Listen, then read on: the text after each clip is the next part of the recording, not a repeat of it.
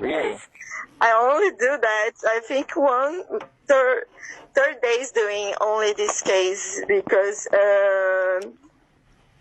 this case can compromise, it can ruin Bolsonaro. O caso Queiroz seria apenas mais um entre os incontáveis casos de rachadinhas em gabinetes de parlamentares de todo o Brasil, não fosse por um detalhe crucial. Ele seria usado como peça-chave para o desgaste de Jair Bolsonaro, um conservador que ocupara a presidência da República sem o aval do establishment. Um dos braços do sistema, a mídia, abriu caminho para a derrubada de Bolsonaro muito antes da escalada autoritária do Supremo Tribunal Federal. O escândalo denunciado por mim, envolvendo a jornalista do Estadão Constância Rezende, me rendeu uma perseguição jamais vista vindo da grande mídia contra um jornalista independente. Em áudios gravados durante uma entrevista de Constância, divulgada em um site francês pelo jornalista Javad Halib, a repórter do Estadão admite que estava trabalhando somente no caso de Queiroz há 30 dias, porque aquele caso poderia arruinar Jair Bolsonaro. Really? I only do that, I think, third days doing only this case, because this case can compromise, it can ruin Bolsonaro.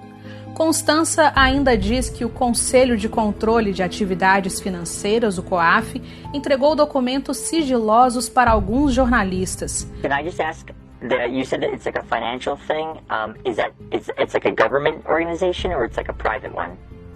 Government organization. Can I ask what it's called? The name is COAF. COAF. C-O-A-F. C-O-A-F? C-O-A-F. Okay. Yes. And, I mean, have you spoken to them at all? Or they, like, did you request documents from them? Or do you speak to people who work there? Or is that just like a... Yes, I have these documents. It's documents it's not public, but we have. It's not public, but journalists used to receive from sources. Oh, well. Mesmo após ter sido denunciado por Halib, por mim e pelo jornalista americano L. Todd Wood, do site The Washington Times, nenhuma autoridade investigou a origem dos vazamentos no COAF. A jornalista do Estadão é filha de Chico Otávio, figurão da emissora Rede Globo. Mas o que significa saber que a grande mídia está comprometida em derrubar Bolsonaro? Bom, sem a retaguarda da mídia, a criadora de narrativas, nenhum dos atos ilegais do STF ou dos líderes do Congresso contra o governo e seus apoiadores poderia acontecer. É aí que chegamos nos jornalistas e comunicadores conservadores que estão fora do aparelhamento midiático. Nos últimos anos, o número de portais conservadores cresceu exponencialmente, ameaçando gravemente a narrativa da grande mídia, que perdeu espaço e credibilidade na sociedade.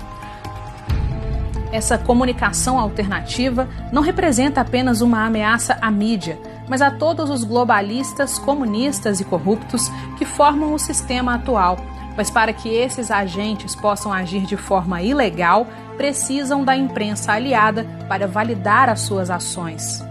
Estava aí aberta a caça aos conservadores.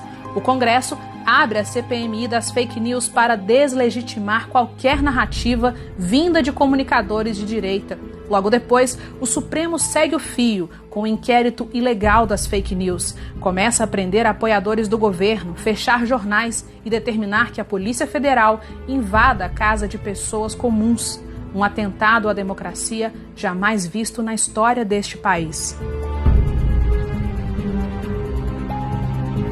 Mesmo sem que houvesse nenhuma reação do governo em prol dos perseguidos, dentre centenas de investigados, Fabrício Queiroz é preso após a construção narrativa da mídia de que as supostas irregularidades do ex-assessor teriam alguma relação com Flávio Bolsonaro ou com a sua família.